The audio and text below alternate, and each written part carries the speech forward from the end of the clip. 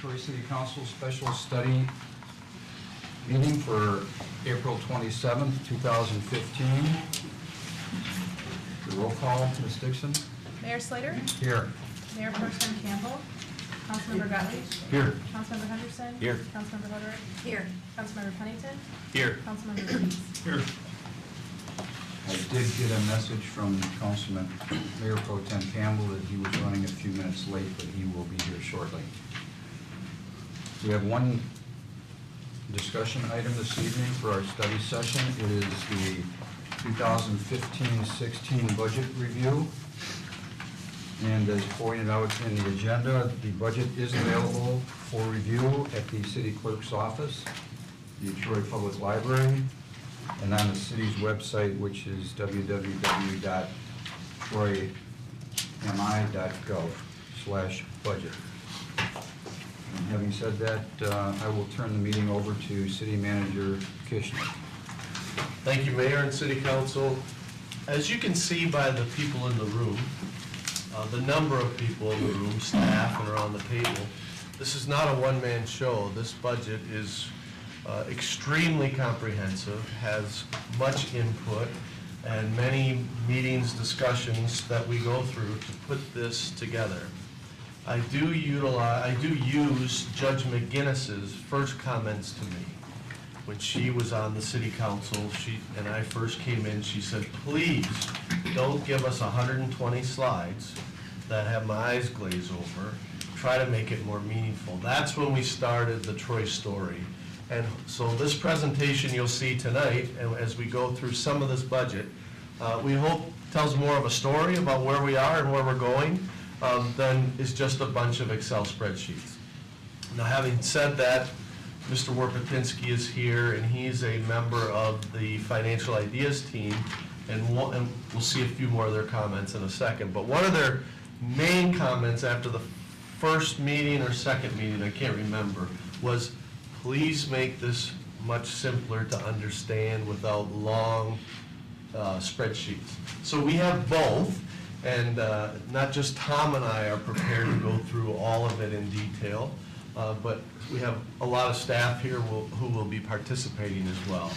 So, having said that, our as you recall, our retreat, the theme was finding the balance because, from crash to correction and now where do we go was a lot of that theme. So tonight, the study session, we'll go through the manager's message, the general fund, some departmental highlights of departmental information, and the capital fund. So that's a lot to get through, and I know everybody wants to be home for the Red Wings game. It starts at 7. I can tell you right now, we will not be through by then, at least with our portion of the presentation. So, and then Wednesday, we started this last year, we called it Issue Night. Whereas the numbers are the numbers, but we want to talk about what are the major issues facing the city in the upcoming budget year or 2 or 3, and spend some significant time on those issues. And you can see, we'll talk about some financial indicators. Obviously, we want to talk about AAA bond rating and a lot of the things that make the city of Troy the gold standard, not just from a economic and community development standpoint, not just a staff standpoint, community standpoint, but from a financial standpoint. And you can see on the wall over there all the distinguished budget awards that Tom and his staff continue to obtain due to their professionalism. So that's the agenda. So we'll talk about water and sewer funds, library budget, and future funding. Obviously, we're suggesting that the big issues facing the city in the upcoming year or 2 is the water and sewer funds because of the rate increases passed on by the city of Detroit, because of the change in philosophy on how rates are set by the city of Detroit and the water that they sell to us and the sewage that they take and charge for us from a variable rate to a fixed rate, which causes some significant issues for us as we set rates.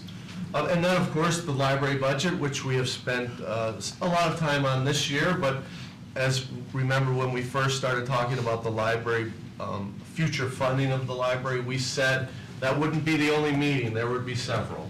And I'll just let everyone know right now for Wednesday night, and in my letter, we are recommending a one-year budget for the library, aside from everything else, due to the unknown of how the library will be funded in the next several years. So that's the agenda. Any questions on the agenda as I'm right here? It all starts with the why statement, and I know we spent a lot of time on the why statement, and I'll just briefly touch on this. I think if you read that why statement, it's pretty powerful. It's pretty well done, and we all know there was, how many people would you say were involved, whoever was involved, about 50? So 50 people to write one why statement, and, you know, would you agree is pretty significant. So there it is, and that's what we start with, the why statement. So, Lon, you know, I just... Welcome. Perfect timing. You know, there was a question today whether, you know, I spent a lot of time talking about strategies and the 10 strategies that we all came up with, and I'll go through those in the budget message as well in brief form. But, you know, the question is, do you have vision statement, and do you have a mission statement, and do you have goals and objectives, right? And Councilmember Hoderick, you know, asked that question of me today. And you do have that from 2011. And I think that's great, and it's very good work. You remember from last year, I'm more of a doer, so the strategies that we all come up with is, where are we going to focus? Because the goals are provide a safe, clean, and livable city. I think every goal in America, city would say that, right? And so it goes on and on. So they're very, very good, but now I drill down to the next level of strategies. And that's why I spent so much time on it, because the heavy lifting has already been done by previous administration and councils. So here are the top 10 strategies that as adopted by council. I obviously won't spend any time on them tonight, but it does follow the why statement. And again, I'll go through them in my letter, because when you put together a spending plan, you're always looking there is what's driving, you know, the budgetary allocations, what's driving it, and the strategies should be driving, right? And so we start with the strategies, and then we go on to the spending plan.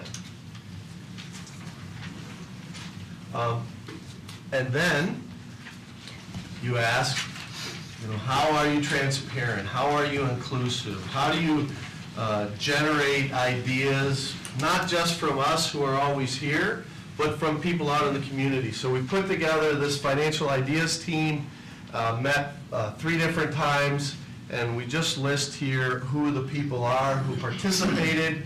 And I think who I can point out again, Jim Werpatinsky was on it, Nick Chericero is here, and have spent lots of time going through these presentations. So did I miss anything, guys? I don't think so. I think that's everyone who's here, right? But it was great participation and great input from the group. So we wanted to start the presentation by sharing some of their ideas, and we might have some commentary from staff. But the number one idea was support the renewal of the .7 Troy Public Library millage. That was more than unanimous from everyone in the room to do that. So I want everyone to know on council that the financial ideas team thought that is the way to go, and there was no dissension. Okay. Nick Chericero did bring up a question. Could you put two questions on the ballot and let the voters decide? Because, you know, we presented the options to add .04, so there didn't need to be a capital subsidy. So you'd have one question at .7 renewal and one at .7 renewal with a .004 increase. And Aileen, do you want to go through that? Right, it's certainly an option for council to put both ballot questions on both questions on the ballot.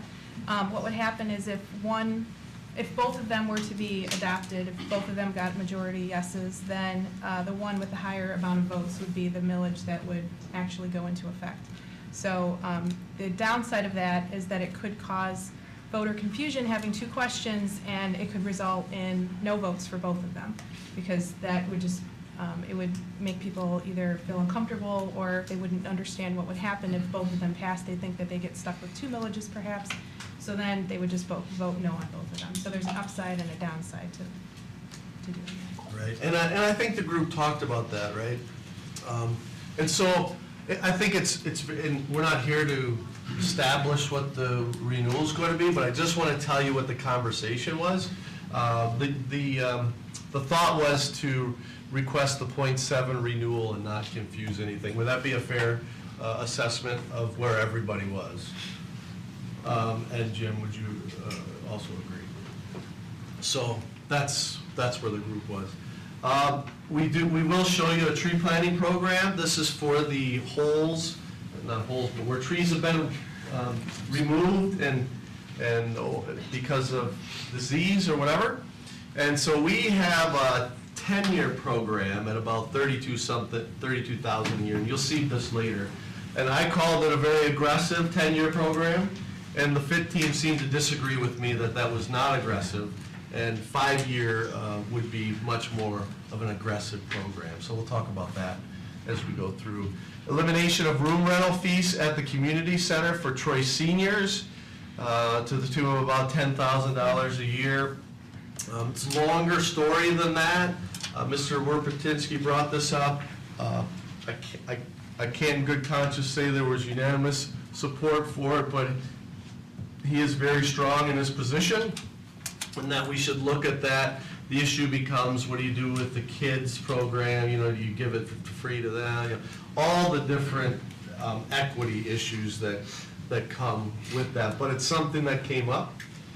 And then one thing that continues to come up is South Boulevard and Rochester Road intersection, at least doing something there. And the real conceptual preliminary estimates are about $550,000 just for that intersection. It is a county road.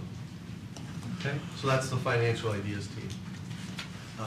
Now if you'll turn to your budget books, because we like to go through some of the budget book together at page 4. Starting on page 4, I talk about the retreat and I talk about the study sessions that we've had throughout the year. So I hope it feels to you like most of what you're going to hear tonight you've already heard. And we think that's a good thing. We think that's a way that we've been able to continuously communicate. And not to mention, this is a bit of a vanilla budget. There's not a lot going on in here, but we want to cover everything. So again, on the second column, second paragraph, general fund revenues are $56 million. That's $1 million over the prior year, and that's attributed to tax revenue increase and state shared revenues. Expenditures are $61 million, with an increase of $3.6 million over prior year estimates, and basically that's because, and we'll talk about this a little later, Fire Station 4, Troy Roads Rock 2, and a fire pumper truck. Those are the big things. You recall, on page 5, the fund balance policy that the city adopted. So when you look at where we're projecting 2018, what our unassigned fund balance will be, you notice that it will be within the range of 20% of expenditures as a floor and 30% of expenditures as a ceiling. So we have put together a spending plan that keeps us within that policy. If you turn to, I've talked about the Financial Ideas team, and page 6, the bottom of the first column, I just want to point out that because of the work that's been done, and we have a slide that talks about this, because of the work that's been done by the council and administration and the residents, actually, of the city of Troy, we continue to maintain our AAA bond rating status, and that's a excellent indicator of your financial health and your ability to move forward in a very financially conservative and prudent way. And that's the Troy way. And so we talk about that a lot and point that out. Then we have the 10 strategies. And again, strategy 1 is, I won't say all these, but improving and investing in assets. We do have Troy Roads Rock 2, which is a $2 million project, $1 million in the current year, $1 million in the next year, and that's going to do some of the county roads that we need to get done, and you'll see more of that, but Big Beaver, DeQuinder, John I. All right. The next professional development program, that's our previous intern program where we're investing in young people to become part of the organization and give them a real experience.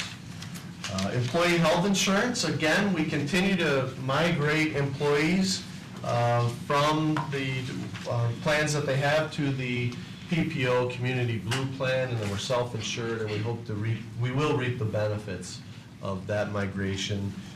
In fact, we've identified about $580,000 per year in savings.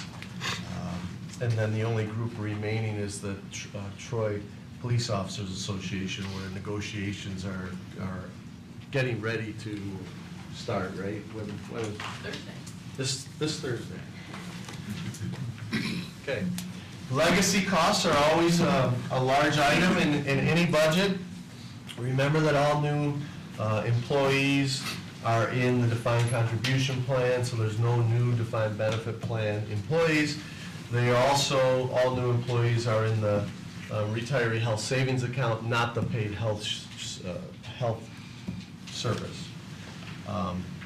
So that helps when we're looking at legacy costs. So if you look on page 7, you see that the retirement fund is 101% funded. And you have to give a lot of credit to the Employee Retirement Services Board and Mark Callis, who heads that board up, and I know Councilmember Henderson is a part of that. And I think Steve Pallotta has also been a member for quite a long time, right, Steve? Over 12 years, yes. Okay, so, and they do a great job and spend many hours each meeting making sure they thoroughly review the data and the information. Tom. Huh? Tom. Oh, Tom Gordon, sorry, yeah, he's also part of that. Integral part. Tom Darling is too, so the two Toms. Not so much, but they do. Sorry about that. The retiree health care plan is 59% funded, which, you know, something they started a little later, moving people off the paid health care to the retiree health savings account. So that's why it's lesser funded, but nonetheless, it's doing well. And the VFIP, which is the Volunteer Fire Incentive Plan, is about 38% funded, and that's where the, and that was after a $1 million appropriation, $2 million appropriation. $2 million. $2 million, sorry, this current fiscal year. Correct. Yeah. So, we continue to work on that. Number 2 is defining our culture, and we show the best practices and the target habits for interaction. And, you know, I'll just pause for a second. Maybe Mark or Ellen can talk about One Stop Ready, because Councilmember Hoderick asked me to bring this up because it was a lot of staff time invested in that program. So, Mark, do you want to lead it off and then? Sure. The county holds a program called One Stop Ready, and this past summer we went to 4 sessions. And I know Mr. Gottlieb went, Bill Hootery went to a few, Dave Roberts, and I think, I don't know if anyone else went. And what? Fire chief. Pardon me? Was the fire chief was there Yeah. as well? Few of them? Yeah, he was there, yep. And so what we did is, Glenn, well, speak up. You're speaking up. Well, and really what it was is that brought in a variety of different communities, and they're all at different levels. Some of them, which Matt Gibb, the deputy executive of Oakland High, would point out their shortcomings and point out Troy's good points. And what was really good, though, is you come together and learn about how working as a team really is positive, and then looking at all your rules and requirements and just trying to be upfront with people, developers, and landowners. And, you know, they had guest speakers who talked about different topics, and you know, I think we're going to be invited to come back to try to show what we've learned, and it's a pretty good program. Ellen, do you have anything to add? I just that it was a very customer-driven conversation, and I think I heard feedback from staff members that I know have been around the block a few times here on all these topics, who were saying, oh, this is a great perspective to have. And I think it just speaks to, there's a culture here in the staff. You had council members there, former council member Wade Fleming attended as well, Planning Commission Chair Don Edmonds. So you had volunteers, you had staff members coming together, and it's all about this customer focus, which I think this budget is trying to drive as well and support. It was very constructive. We're one of 24 cities with the One Stop Ready designation in the county. And it shows a collaboration between the county and us, and then the collaboration amongst all of us working to be customer-driven for our residents and businesses as well. We were held up as an example time and time again in these sessions. I think everyone, as you concur, it was pretty pronounced about and how we have improved. So many accolades to those of you who are doing that and working on the permits. And I think it's just a good thing to point out as we go forward. You agree?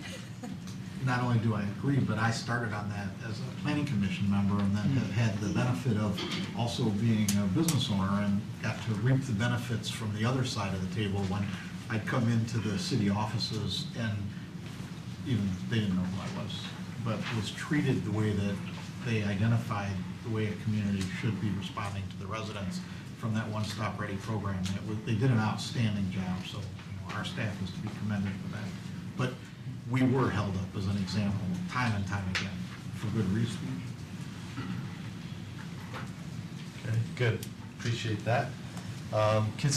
Strategy 3 is consistently tell our story, and it is the 60th anniversary of Troy's incorporation. And those of you who were there last week at the celebration that the Historical Society had, I think Lorraine's here behind somebody.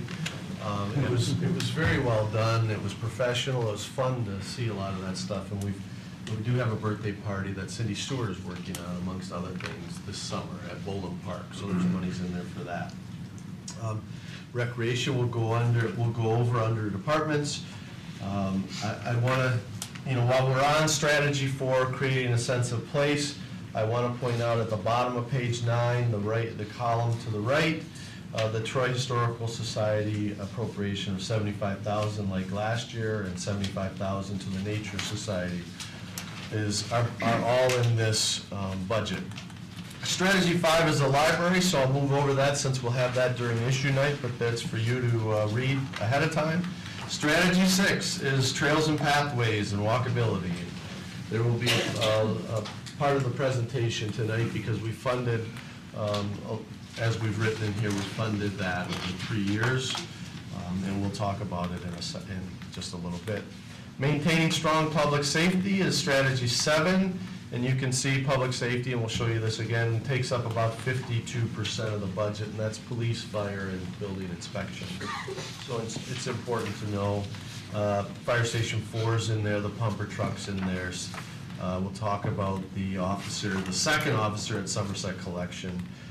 Troy Community Coalition, we've allocated $25,000 again for that program, and Troy Youth Assistance, $10,000 for their program and the diversion and the resource that they are.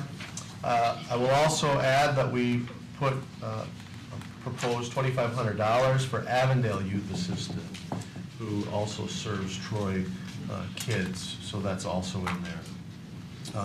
You talked about One Stop Ready as a customer service focus.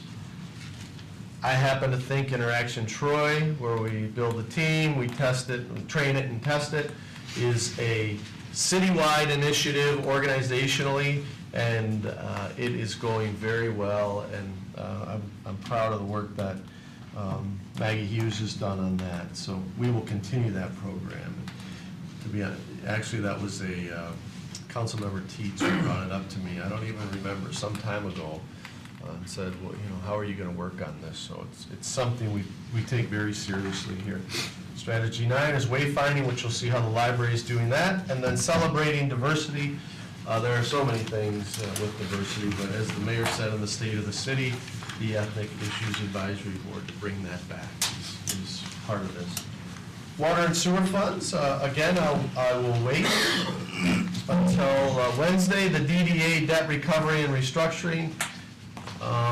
For those of you who know what that is, or don't know what it is, we have a slide to show it, but basically, it was the restructuring plan that where the city backed the bonds and allowed us to remove properties that were underperforming from the plan, so that revenues could pay for the debt service. And you'll see that in a slide shortly.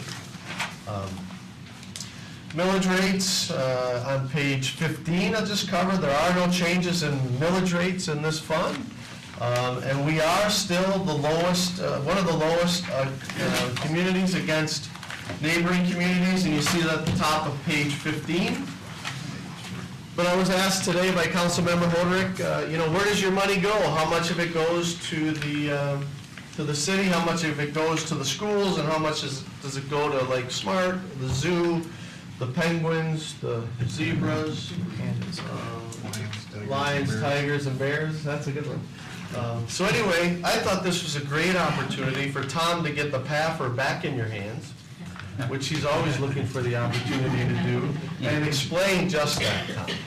Yeah, absolutely, thank you, Ed. Again, at the bottom of page 8, this is from our 2014 Popular Annual Financial Report, or PAFR, and as we can see, and it really hasn't changed much from what we proposed in this budget, that all of the tax dollars collected from our residents, 28% does go to the city. However, 20% of their tax dollars go to the zoo, and about 52% of their tax dollars go to our local schools. So, and there's a breakout in more detail on page, I believe, I wrote down here 26, if I can, of your budget. So, again, if you want a bigger breakdown of what makes that up, those are on there at the top of page 26. But again, as far as the allocation, I think the PAFR kind of tells the story in $1 or less. Does that make sense to everybody? Yeah. So top of page 15, you can slice it any way you want. This is a low tax community, and it's demonstrated by that graph on the top of page 15. And we're not going to keep showing that graph up on the screen. I mean, we will continue to talk about it, but we will talk about some building fees a little bit later. Paul will. Featherston. So it's no change in millage rates. We are recommending changes in water sewer rates for the obvious reason that I talked about the city of Detroit cost to us. So legislative and we'll talk about that Wednesday. Legislative impacts, again, proposal 1 with the vote that would provide about $3 million in road monies for us and $700,000 in revenue sharing to us. That's proposal 1, and I think I will just leave it at that on proposal 1. So, Tom is going to do the all-funds summary, which is one of my favorite parts of this budget that he added last year. So I mean, it's really an interesting snapshot of each fund that you can look at to see the health of this city throughout all funds. Great, well, thank you, Brian. If I can draw your attention really to page 45 to start off with. Again, this is in the funds section of your budget here. And this really is kind of a one-page summary of all of our funds. So what you see in this budget is a proposed budget of around $162 million. At the top there, that you can see that, and then it breaks it down between the general funds around $61 million, special revenue funds of $16 million, $7 million for debt service, $20 million for capital projects, $43 million again for the water, sewer enterprise type funds, including the golf courses, and then about $12.8 million for our internal service fund. So that's kind of like a one-page snapshot. Then it's kind of like peeling the onion back. Do we want a little bit more detail? If you turn to page 46, then it gives basically a brief summary of each one of these funds from page 46 to the end of page 57. So just, real quickly, we're going to, again, talk about the first one's the general fund, and as we can see in 16, we're looking at using about $4.9 million in fund balance. We're going to talk about that as we get through it. Moving down a little further, you see starting the special revenue fund section, we have major streets. And major streets, again, looking to use between 700 to 760,000 between 16, 17, and 18. Going down to a fund balance about 1.2 million in 2018. And really what the story with the major streets fund is it includes about 1.7 million per year in transfers to the capital projects fund to support our roads program. Okay. Local streets, again, is budgeted to use about 1.2 million in 2016, which includes about $1 million transfer to our capital projects fund for streets, and then about $700,000 reduction in fund balance in 17 and 18, which would include a $500,000 transfer for capital. Again, these are just real quick. Some of these will get more detail, especially the general fund and the capital projects fund. Refuge fund, we can see we're actually building that up a little bit. We were at a low point in 2013 with only about 5% fund balance at 200,000. And we're trying to build that up to get around at least 15 to 20%. And you can see we achieved that in this 2018 proposed budget at $1 million fund balance at the end of 18. Library fund, it should be noted, we're only going to be proposing, this is on page 48, go through, see the library fund there. We are only proposing a truly, as far as the Appropriation Act goes, 1 year for 2016 for the library fund. We do have amounts in there for 17 and 18, but they're only for illustrative purposes or for discussion purpose, as if the library was going to be a going type concern. So again, it's only for discussion purposes, the 2017 and 18 budgets for that. Below that, starting on page 51 is just a brief summary of the capital projects fund. And we'll talk more about this later in the presentation, but you'll see fund balance in 17 and 18 is going to steady out at around $9 to $9.5 million. Next page, Sanctuary Lake, talking about our enterprise funds. Again, Sanctuary Lake looks like it's going to have about, it's budgeted to have about 280,000 surplus from operations before capital and debt service. However, once the capital and debt service payments are made, it would have a shortfall of around 600 to 700,000 a year. So there's still some cash flow issues as related to the debt on that. And pay that off. Sylvan Glen is budgeted to bring down about $185,000 a year over the 3-year budget from operations before any capital expenditures. And there's a little bit of capital, as you can see in Sylvan Glen. This is on page 52, second half of 52. They are budgeted to do about $68,000 in capital for 16 and about $157,000 in capital expenditures for 17. Aquatic Center, which had some issues in some of the earlier years, we're actually budgeting to have some surplus of funds before capital. About $150,000 for 2016, about $140,000 of surplus for 17, and $125,000 for 18. Again, the surpluses we try and build up because we typically have capital expenditures periodically that we want to try and again accumulate the funds to pay for those capital expenditures in future years. The water sewer funds, if we look at those, again, you're going to see we're actually budgeting to use some of our working capital.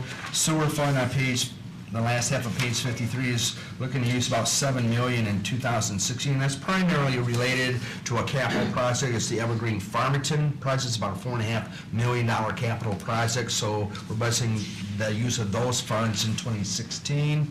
2017 and 18, again, we're looking at, based on the volume that we're projecting to sell, and we'll get more of this tomorrow when we start folding back water sewer funds and looking at that a little closer. We'll get into that and why we're looking at that use of fund balance in those years.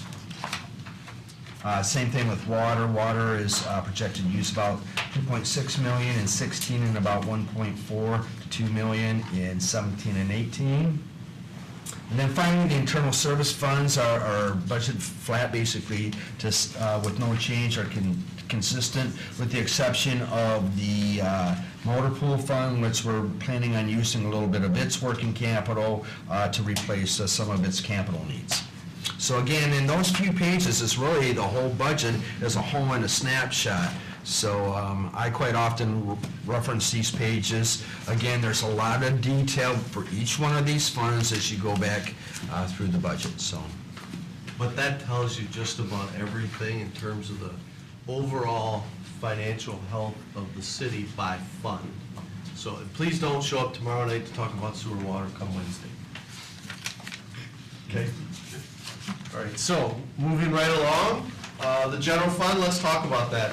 General fund's 10.5 mils total, 6.5, or total for everything, is our tax rate. 6.5 mils of that is the general fund.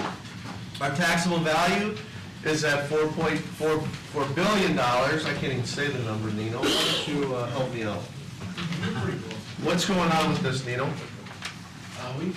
You're gonna net a little better than 3%. A lot of that has to do, the CPI was 1.6%.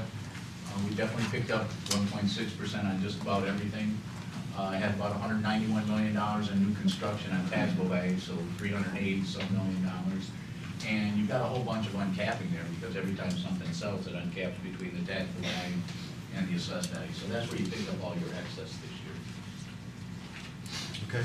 So the positive trend here is going up. Good. It looks like we've bottomed out, is what I'm saying. Yes, we're on the up. Okay? Here, I just wanted to show this issue comes up quite frankly all the time, and maybe I just hear it internally, but I thought I heard it externally as well. This is tax revenue, this is property tax revenue.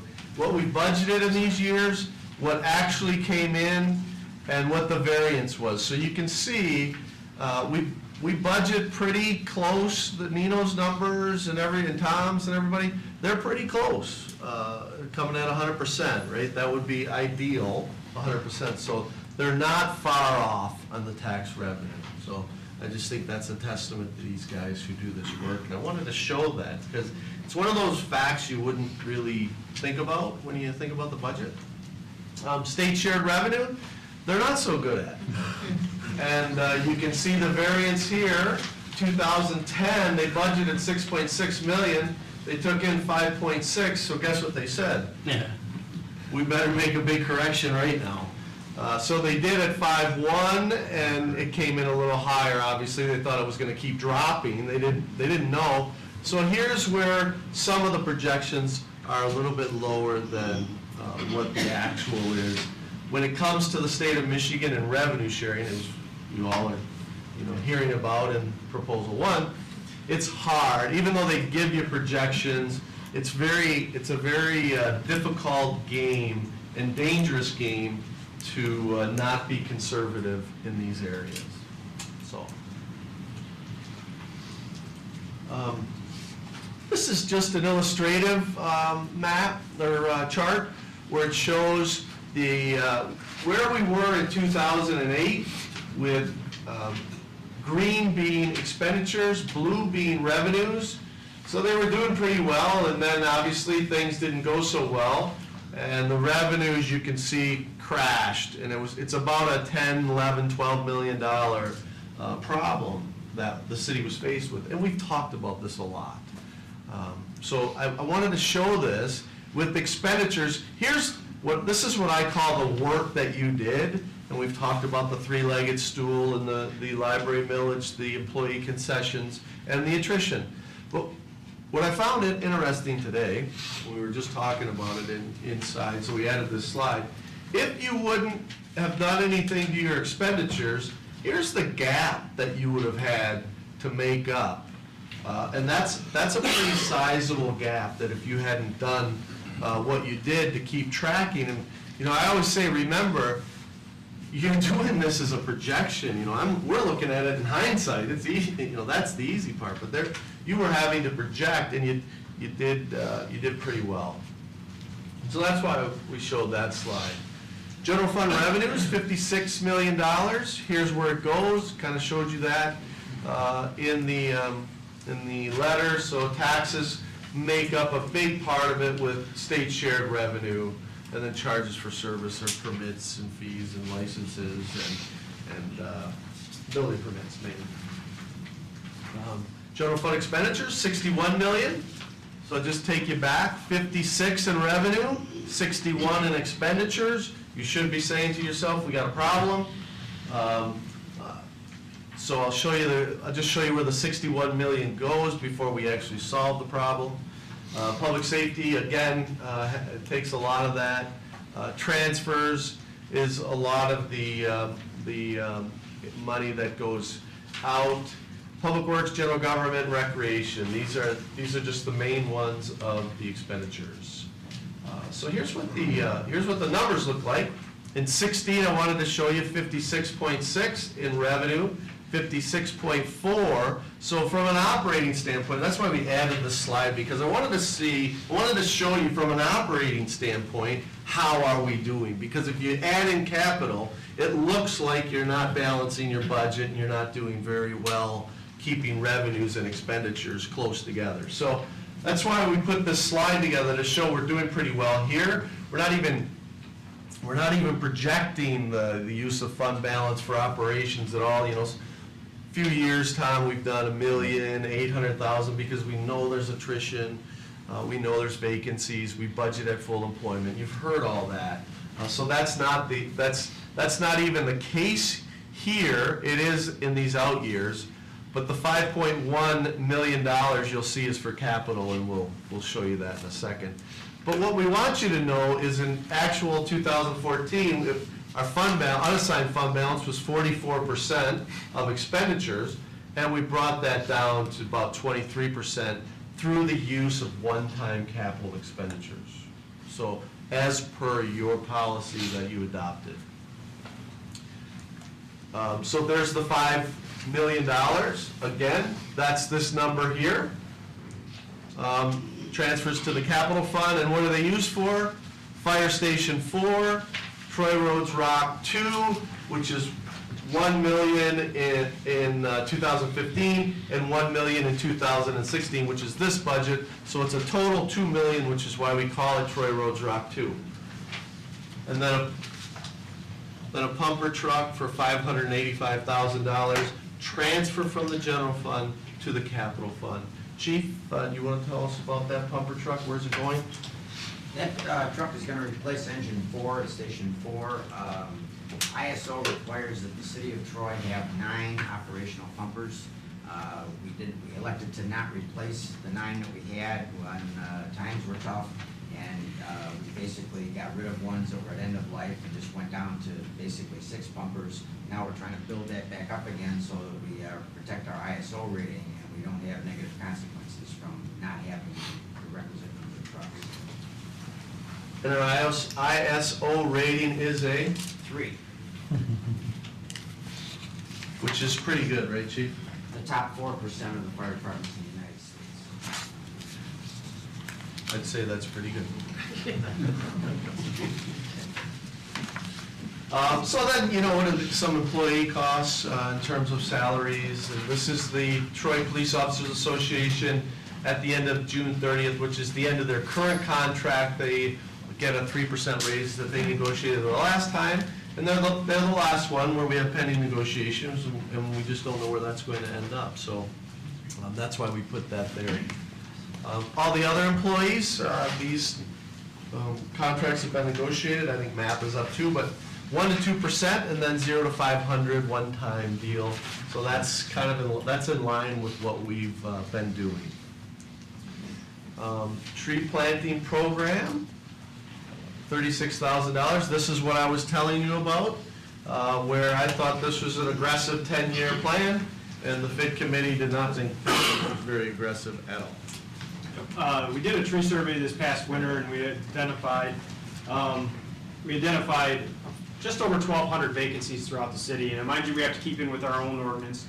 Our own ordinance says 15 feet away from any driveway approach, 50 feet away from any existing right-of-way tree, and 30 feet within any private tree. So we did that survey with that in mind, and we've come up with just over 1,200 vacancies. Now, our previous tree programs, which ended about 5 years ago, or we suspended it 5 years ago, we were planting 1.5-inch caliper trees, bare root trees.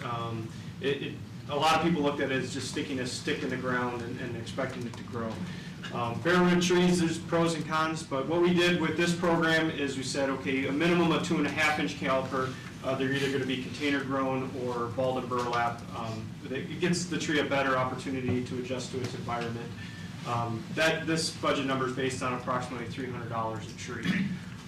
Again, based on just over 1,200 vacancies. However, there are circumstances where we lose trees, and so on and so forth. New homes is a good example of what we're just planting now, where a new subdivision is built. They actually pay into a street tree fee fund, which we do go in and plant those trees.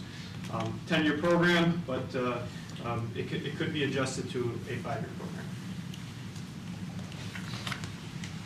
So, and we talked about this at our previous meetings, again, with the FIT team, it may not seem like a big deal in the Troy City budget, trees, but we do a lot of roads and we want to do a lot of trees, and that has a lot of curb appeal and that has a lot of enhanced urban environment, which is a good thing in Troy.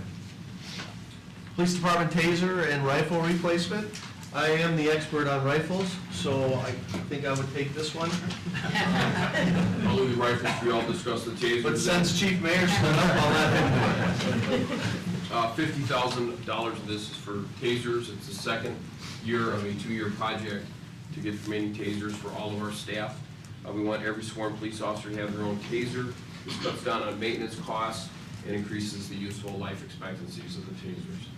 Lieutenant Gordon is going to address the rifles unless Mr. Kishnick wants to take it. The remaining $13,000 for this budget line would go towards replacing a number of our patrol rifles that have reached the end of their service. Okay. Somerset officer? Since July of 2013, we've had one officer at Somerset, fully funded by the Somerset Collection. This April, we had an agreement with Somerset and City Council's approval. We put a second officer there. Again, this is a fully funded by Somerset Collection. Since we've had those officers at the Somerset Collection, crimes have gone down there and the officers found on patrol activity has increased. So it's a win-win for us and Somerset Collection. That's a good one. And they come to us, right? Correct. Okay. Now we want to get into a few of the departments that have some significant things going on. So I think we're going to lead with, let's see, who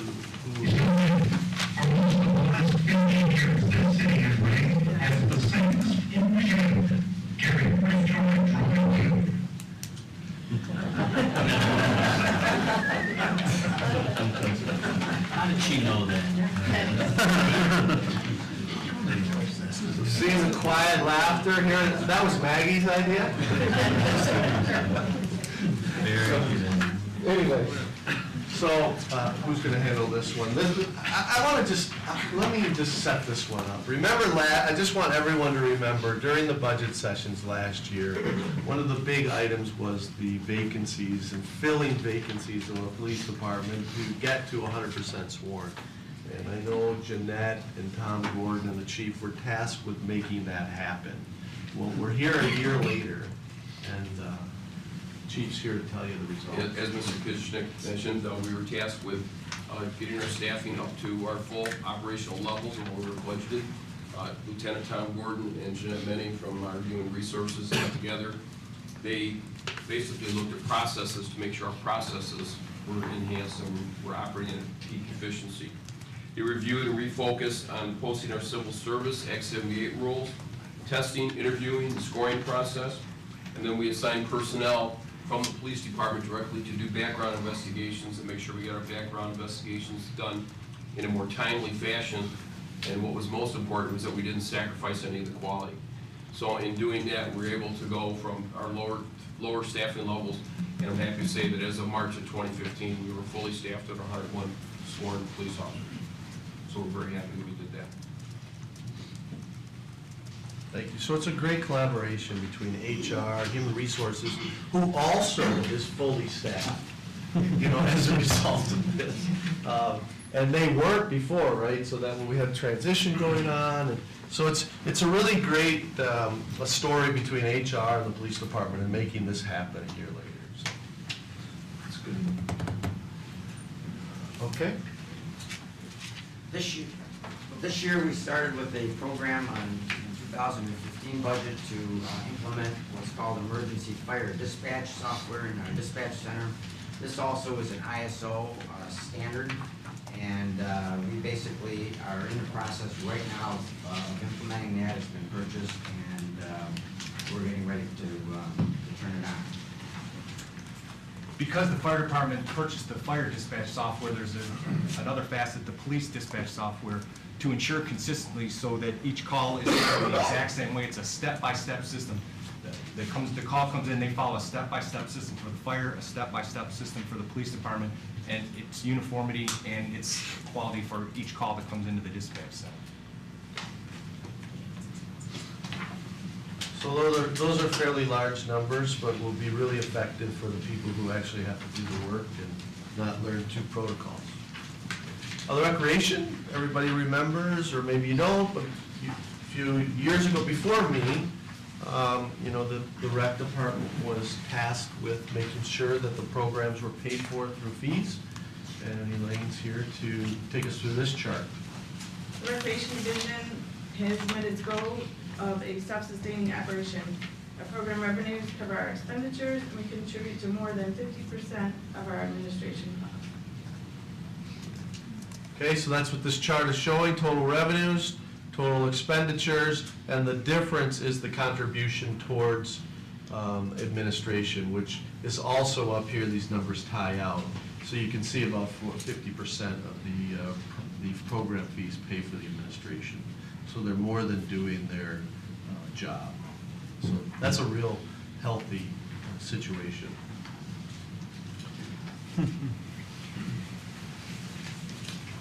Snow removal. Do you want me to set this up? Yeah. Okay, so I asked her, how do you figure out the budget? Because when you go here, this is the worst storm, this is the worst winter on record, this is the worst storm on record, right? And he's still higher than all these things. And so his answer to me was, he goes to his third grader and asks, what do you think the winter's gonna be like? It's a little bit more to it than that. I hope so. So this slide here just gives you an overview of the total expenditure that is streets and what it's a DPW operation because it's not just streets employees out there, but for our snow removal process. We put up the, if you remember, in February 1st of this year was the worst snow on record, 14-inch snowfall in one snowfall. So just so you can get an idea of what that does to our overall expenditure, it's a pretty significant hit. But as City Manager Kishnick mentioned, that the 16 proposal, you'd expect maybe to start seeing that back down at that 2011, 2012, and maybe 2013 status. But one of the biggest expenditures in the snow removal operation is salt, and we saw an over 200% increase.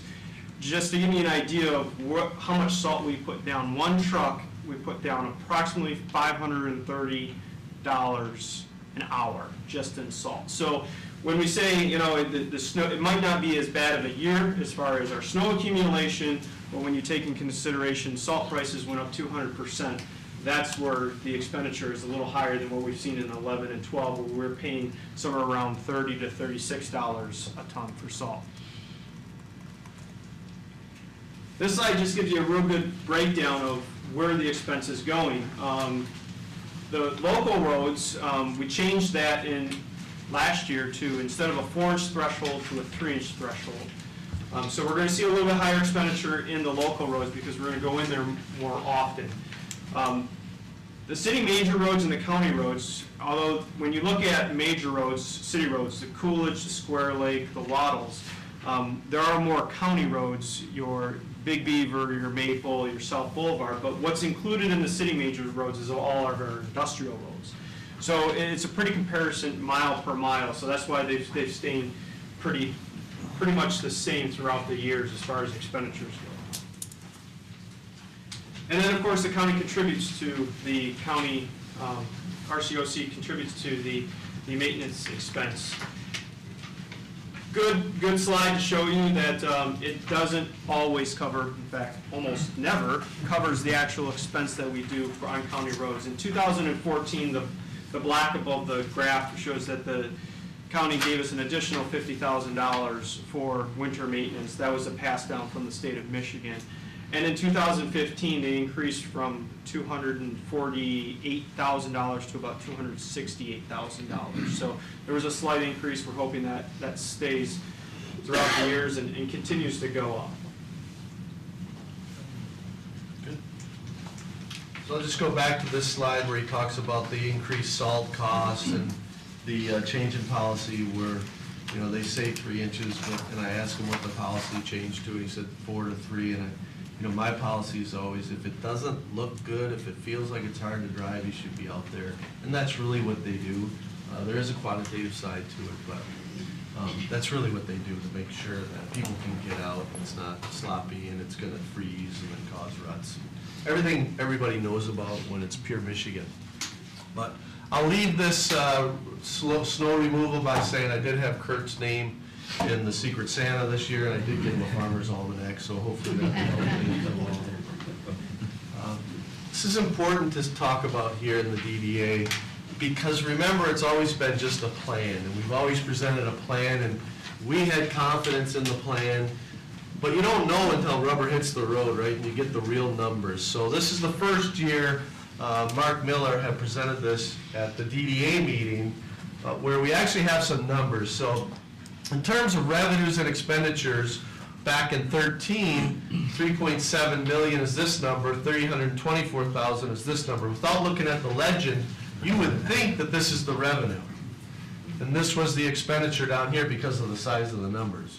When you look at the legend, this is the expense, this is the revenue coming in because of the debt service.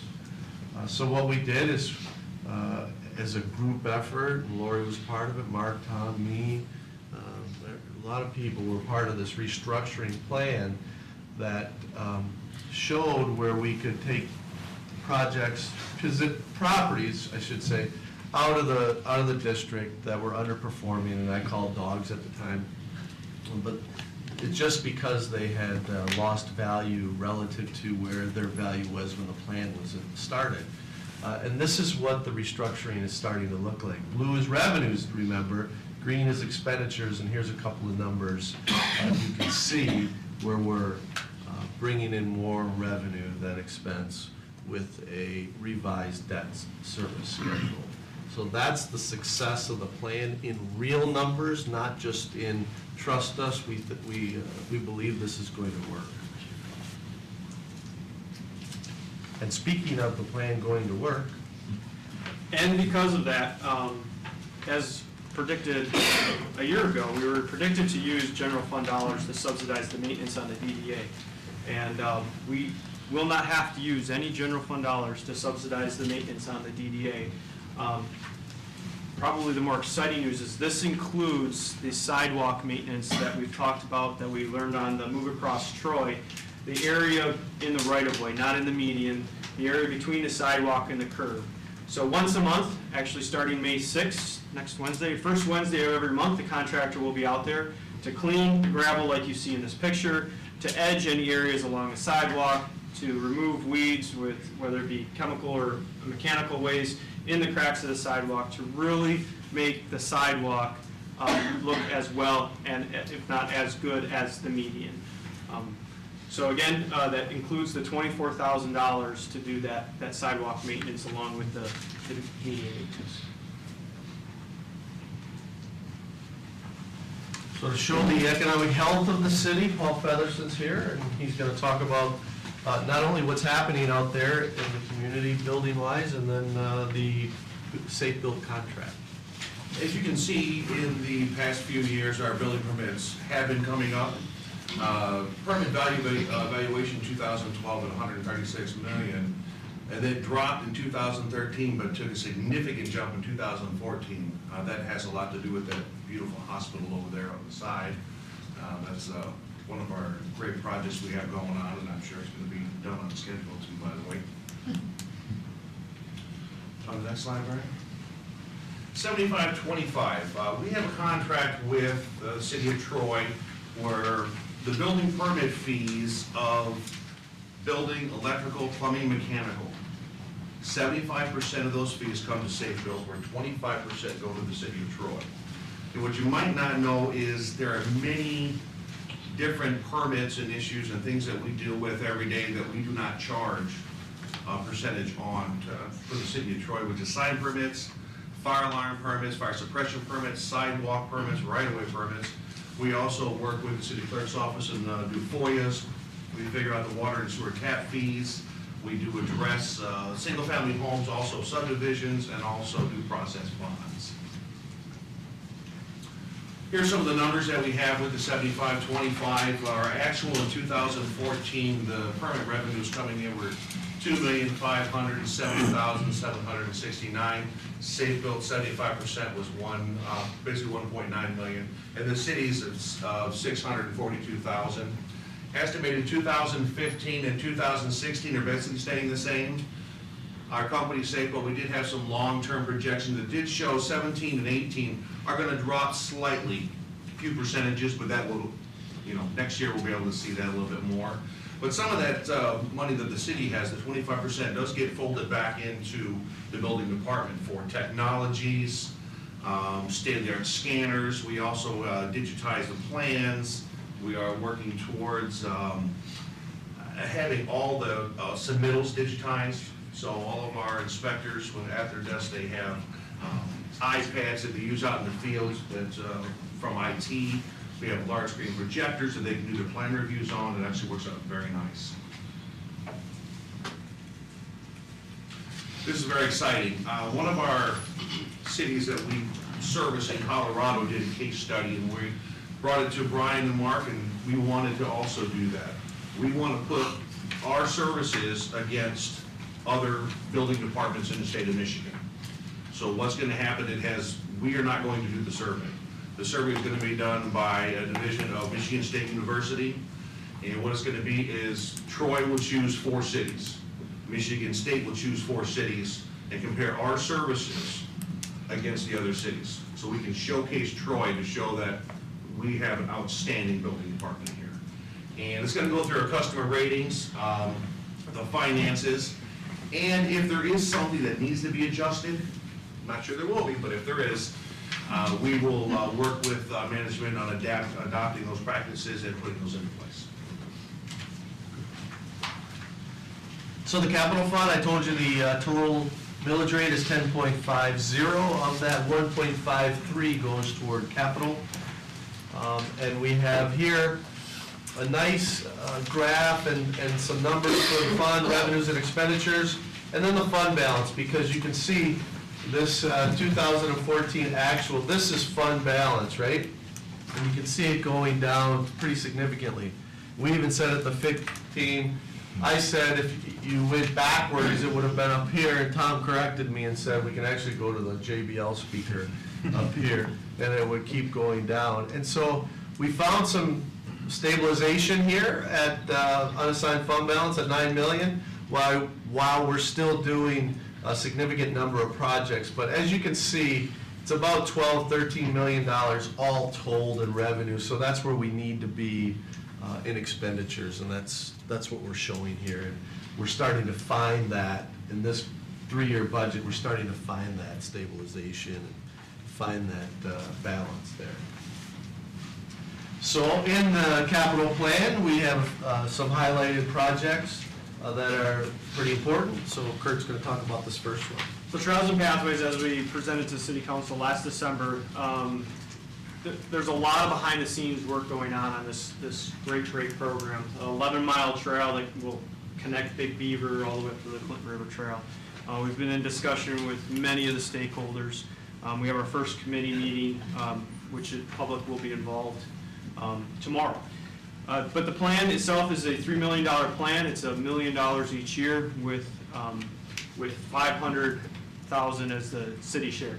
We've talked with grant, the potential grant people, which would be SEMCOG and MDOT through the TAP grant, and they're all very, very excited for this program. And there's some other even grant opportunities that we're searching out for this. But again, it's $500,000, $500,000 a year city share, but it is expected to have an additional $500,000 through grants.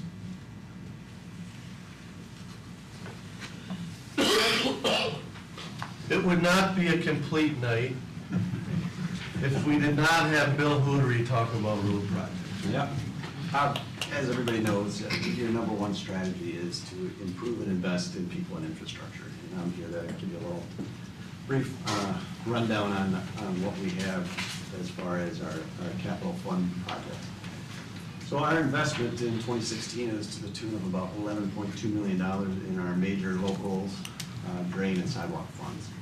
The map up here doesn't show everything. The budget book has maps, spreadsheets, and project descriptions, so everything's included in there.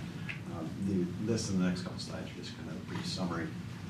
But I will run through a couple of the projects on here just to highlight a few. Starting off with local roads. Section 19, the area bordered by Adams and Big Beaver, is just a local road overlay. And not shown on this map is about $2.5 million in local road concrete slab replacement. Kurt's guys identify locations based on our PACER ratings as well as field verification, and they're working diligently right now trying to get through the current program. So after July 1, they would be out finishing up the surveys for the next year program to be done by PCO.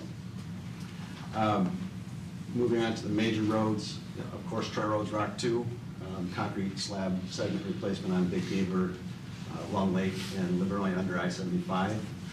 In addition to that, we've got mill and overlay projects, about 3 miles on Waddles, the Coolidge Square Lake intersection, as well as Crooks north of Big Beaver. It's kind of the area between the concrete north of Big Beaver up to where the new asphalt overlay started by the county.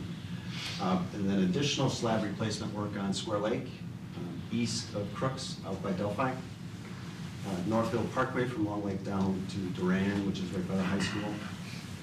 Lakeview Cunningham behind the Somerset North Collection, and then Coolidge at Big Beaver intersection.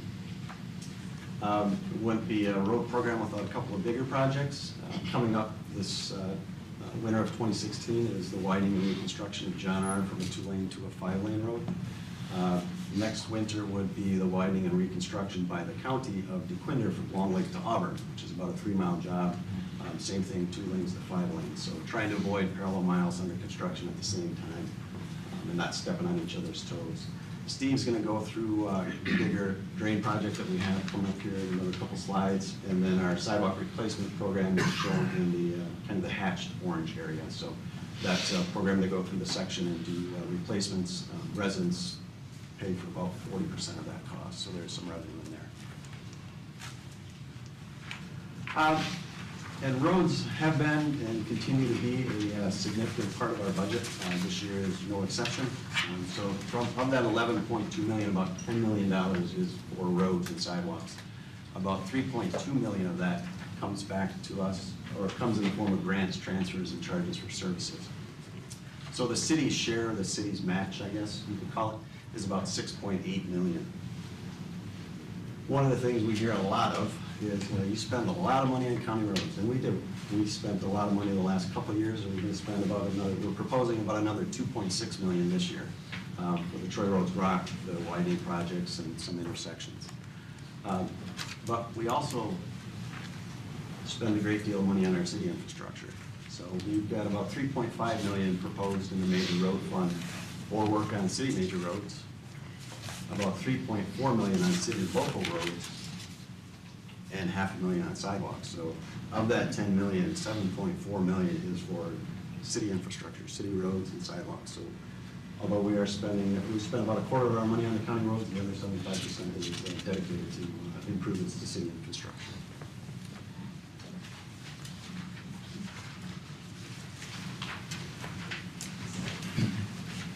The big project in the drain fund this year is the Sylvan Glen Stream Bank Stabilization Project Phase 2. This is an $850,000 project, part of which we received a grant from the EPA of $375,000, which is 45% of the project, and the remaining 55%, or $475,000, is our share. This is phase 2, as I mentioned. It is phase 2 in the sense that it is sort of a continuation of the work that we did in 2007, 2008, where we did stream bank stabilization at Sylvan Glen, and we also created some wetlands. This project does not include wetlands, but it does include stabilization of approximately 3,500 feet of stream bank and repair of the several storm sewer outlets. As you can see, the erosion has caused those outlets to fall into the drain.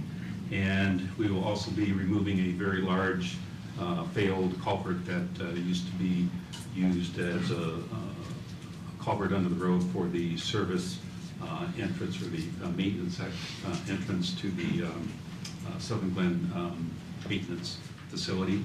And finally, we will be replacing a cart path bridge over the drain. And when we are done, this project will complete all of the work, all of the necessary stream bank stabilization from one end of the golf course to the other. And this project will start in the winter of 2016, and we'll be doing restoration in the spring and summer of 2016.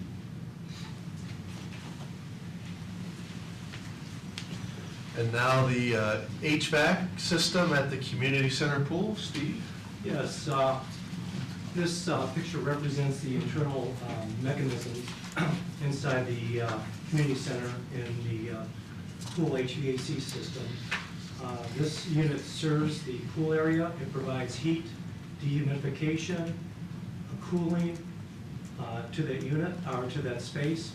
It's in a very, very bad environmental area. The pool is serviced with chlorine, acid, and what's happened through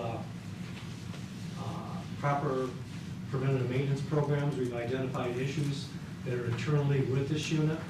The unit is 13 years old. It basically has about 112,000 hours on it. It runs 24 hours a day, 7 days a week. And looking at our infrastructure, we went to Brian and Elaine and pointed out the degradation of the metal inside this unit, and we're going to be acting proactively to get this unit replaced. So we're asking for money to work to keep the infrastructure sound, and Brian can follow up on the chlorine levels and acid levels. Yeah, the first 7 years that the pool is open, the gas off of the chemicals really affected the HVAC unit and air quality in the pool area. In 2009, we got UV systems for the pool, which greatly eliminate all of those issues. So we expect that the next system will last a lot longer than this one.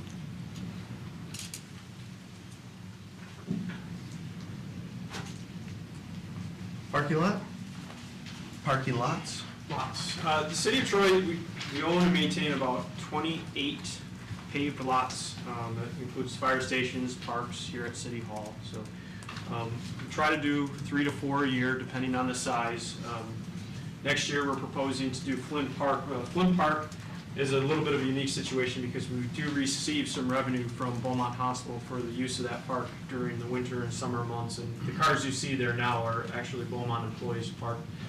$15,000 a year in revenue. It's been well over 20 years since this parking lot's been touched. Police and Fire Training Center will also be a mill and overlay. The 52nd District Court, again, mill and overlay. That's where we take about 1.5 inches off and put a new 1.5 inches on. About 10-year life expectancy when we do that. And Fire Station 5 is seal coating and restriping, so a little less expensive for seal coating and striping. That helps maintain the pavement, gives us a little bit longer life out of the pavement.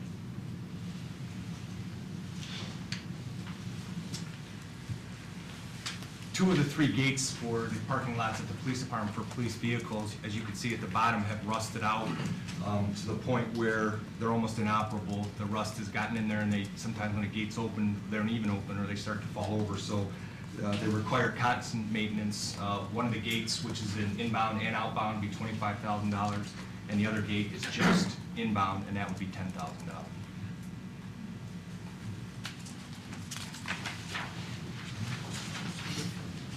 And next we have the UPS system, that uninterruptible power source replacement. Basically what that is a huge battery backup in case the power actually ever goes out to the police department. This backup grabs it and kicks in before the generator. The one we have now was built when the building was put in 2003. It's at the end of life and it needs to be replaced along with the fire department's generator. We have a project that's companion with this to, again, ISO and their new grading schedule requires a higher level of redundancy for emergency dispatch, electrical power. And this is a proposal to basically add an ISO standard generator. And the logic is to do both those projects at the same time because they connect together and they require temporary power in the dispatch center while we're doing all this work. So it made sense to combine them into one project.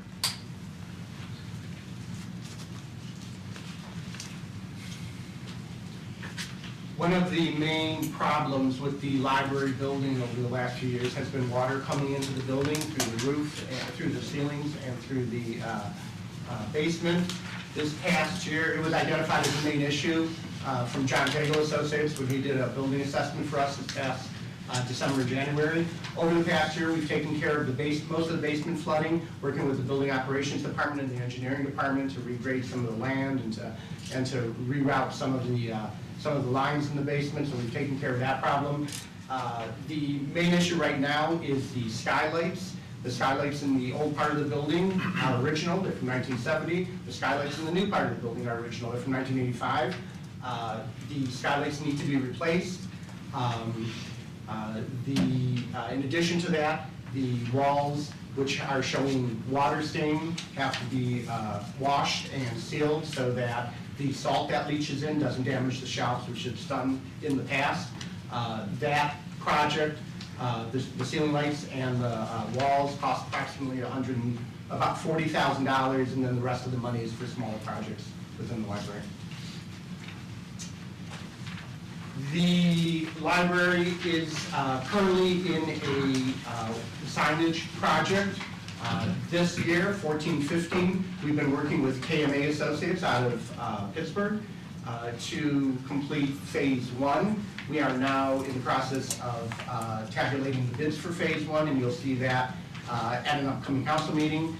Phase 1, which is paid for in the 14-15 fiscal year, is for about $40,000. Next year, we're asking for $107,000 for phase 2 to complete the second phase of the library signage project. This was identified as one of the big issues when we did our strategic planning in 2012 and 2013. People coming into the library, if you hadn't been there for a while, or if you have been there very often, it's a confusing place, and one of the main issues was identifying signs and a flow of traffic so that it would be a more friendly environment. And Mayor and Council, that is our presentation for tonight, and we would entertain a discussion, questions, suggestions, if you have more for Wednesday night. We're open to that. Thank you. Anybody need a break? Or would you just as soon keep going? I know Councilwoman Hoderick had a question, so I will defer to her first. I'd be interested if the financial ideas team brought this up at all. It's a question I get frequently, and it's about, we used to plant flowers in the medians. And I'm not just talking about Big Beaver, but throughout the city, there were certain areas and medians, like over by Long Lake and Crooks, for example, where there was a curb appeal aspect to the city. During the downturn, that was pulled back out of the budget. I'm wondering if there's been any discussion about putting it back in. How much does it cost? It may be cost prohibitive, and or even staffing could be an issue. But if we could talk about that, partly for on the record and to create understanding, and maybe it's something we can entertain. You'd like to see that Wednesday night? Wednesday night, yeah. Okay. We have it. It was all over the city? It wasn't all over, but there were pockets in different areas. Not dandelions. Actual real flowers. Just sorry. Not Sorry. dandelions. Sorry, not being serious. Apologize. Levity is good. I get questions about mostly Big Beaver. And of course, It's DDA, so we might want to think about talking about that also. But I think most of the questions that I get about flowers, where there's a median, that's where they used to be. Crooks Road, Long Lake, I think there used to be flowers planted on Long Lake. Did community groups plant these flowers and maintain them, or was it a local government service? City. City service. That wasn't an option, local government service. Okay.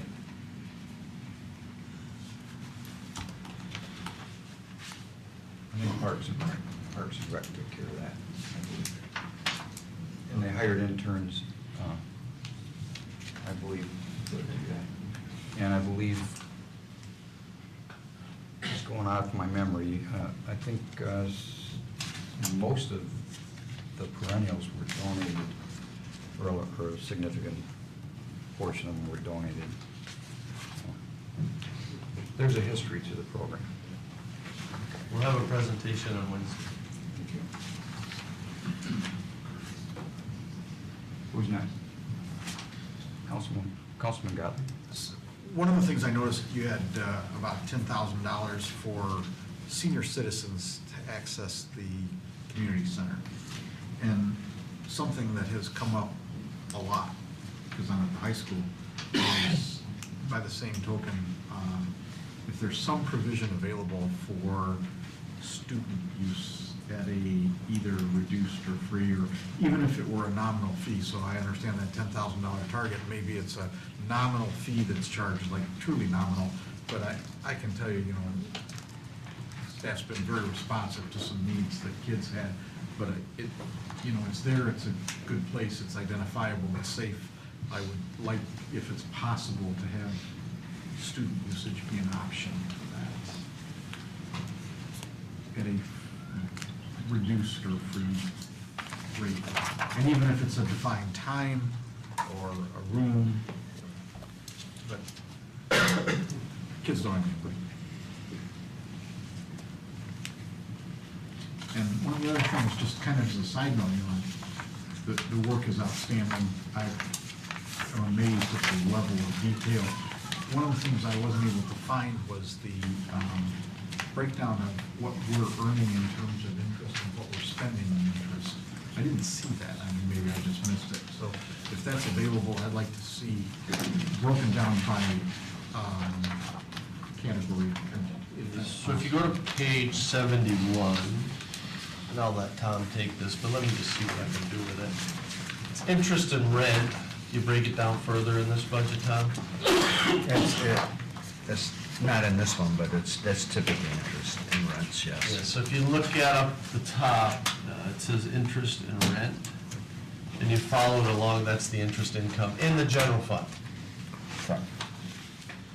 So the kind of thing I was looking for, if it's available, is the rate of return on the funds that we currently have and what our interest expenses are in what dollar amounts and categories. Well, when you say interest expense, that's in the debt service, what we're paying in interest, right? So that would be all in your debt service section of what we're paying in interest for our general debt. And then there's a little bit of debt in the Sanctuary Lake. But it's all all of it is in your debt service, all your interest expense, if that's your question. Interest expense and interest we're receiving on surplus funds held in. Interest, again, yeah, we just talked about interest revenue, which is primarily in the general fund.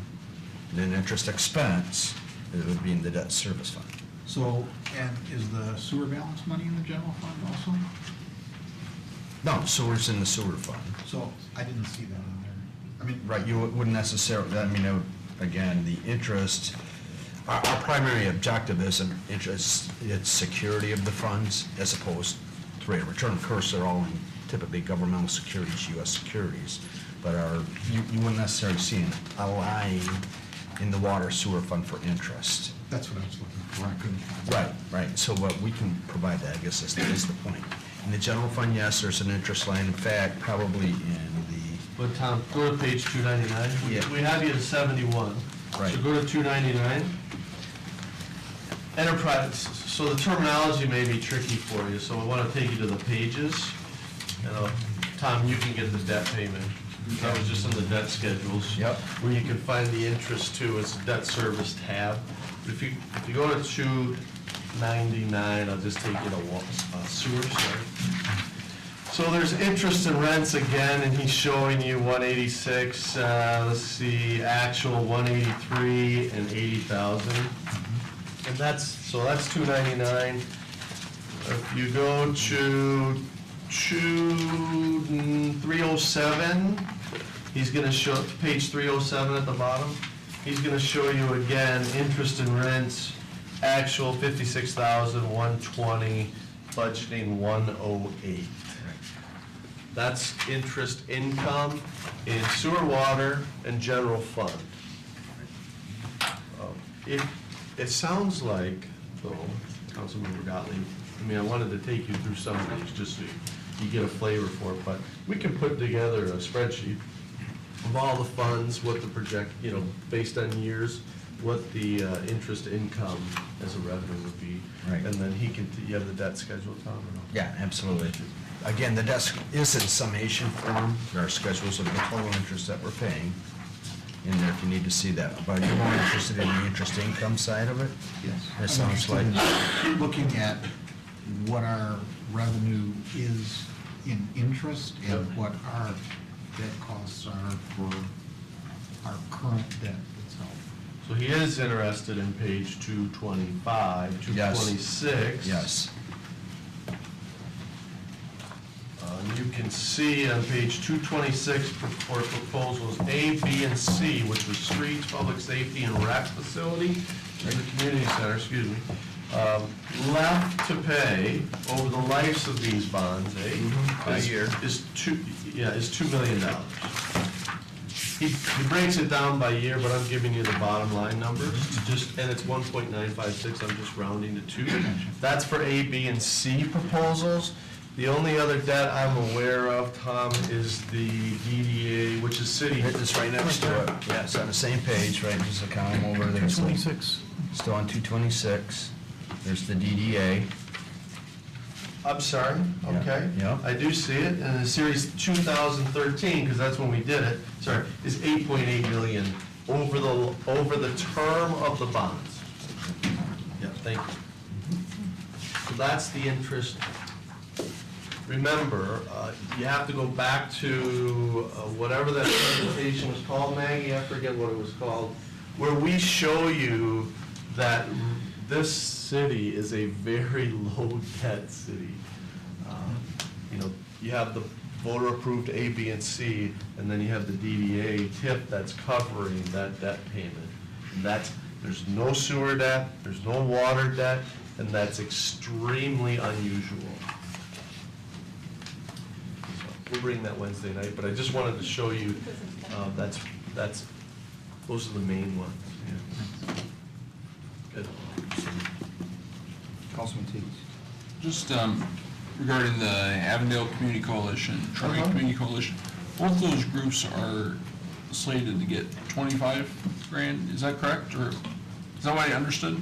No, you did not understand. Avondale is getting 2,500. 2,500, oh. Yes. Yeah. All right, very good, sorry. Well, makes sense that you question it. Yeah. At that level, let's see, it's on page 12 of my letter and the introduction. All right. Top. Very good. It's, So, those all in push? yeah. Yes, sir. What did you say we were giving to the Nature Center and Historic, both 75,000? I did. Because I see the 75,000 on Historic, the little spreadsheet. Yep. I don't see anything on the It'd be part of the Nature Center. It's in there, it's just part, it's rolled up as part of the other amount if you look at it. It's a bigger number, right? Right. It's like 100,000 or 1 or 2 in there. It's in that number. It's part of that number. It doesn't have its own department for our contribution. But they both have equaled out, which is what the direction was last year, and that's what we put in. I know they each asked for a slight increase this year. We looked at that and decided to just status quo, correct? We did. questions? Sometimes when you make a great presentation, you don't have a lot of questions. I think it was a great presentation. And I agree that a lot of this we've seen coming forward, so when it came today, it was just more of a, I think, a summary for most of us. So I think it speaks to the quality of the presentation when you don't get a, but I do have one little bitty question about the trees. How is that handled? Who gets the first tree and who gets the number 1200 tree? I think there's a lottery system. Is there? I've been waiting like 12 years for a tree. As mayor, you volunteered to be the last one, correct? I mean, considering. Absolutely. Thank you. It's just like when the roads get plowed, Yeah, volunteers to be the last one. No, they forget the mayor. I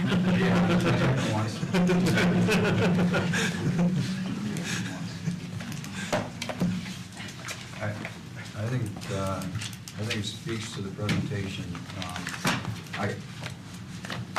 I think having the FIT team helped me so much because you communicated with the citizens and you had a really good diverse group that, in my opinion, gave the feedback that was good for me. When you get 100% cooperation and agreement from a diverse group, it tells me that they understood the process too. And the presentation means everything, I think. So, thank you for that. If there are no other questions, I don't know if anyone signed up for public comment. If you did not, is there anyone in the audience that wishes to speak tonight?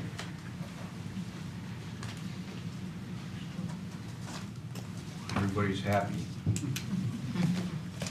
So, thank you very much. I look forward to Wednesdays, and we're adjourned. Thank you.